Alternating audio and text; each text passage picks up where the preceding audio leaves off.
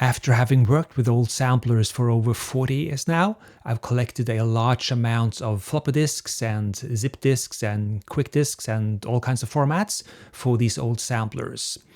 And the challenge has always been to make copies, backups of important disks, and in the recent years, making image files from important disks to use in floppy emulators, which are now being installed into old samplers.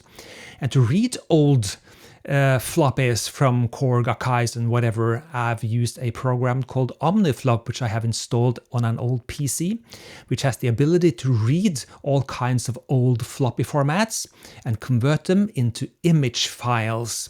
And image files can of course be stored on your computer, on your hard drive, but also important is that you use the image files to make a new format that will be read by floppy emulators, which are now being installed into old samplers because old floppy drives, they go bad. So in this example, I've read in a Korg DSS1 floppy into Omniflop, and I'm now about to convert this into an image file. And here I have my old PC. I had to do a camera screenshot of the PC because I don't have any screen grabbing software on this, but here I have assembled a lot of my old samplers with different image files.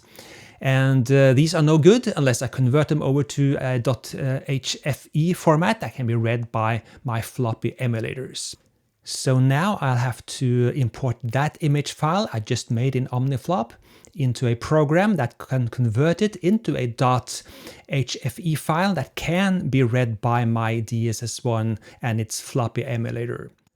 So now I'll select that image file I just created in Omniflop as the source, and under predefined disk layout I can now pick out exactly what floppy emulator format I want to use to have that read by my Korg DSS1. And inside here you have the actual Korg DSS1 disk layout already as a preset, so I can just pick out that and everything will be converted correctly. I also have to put where I want to save that converted file, so I'll pick up a spot on my hard drive here and I'll just press convert and it's done.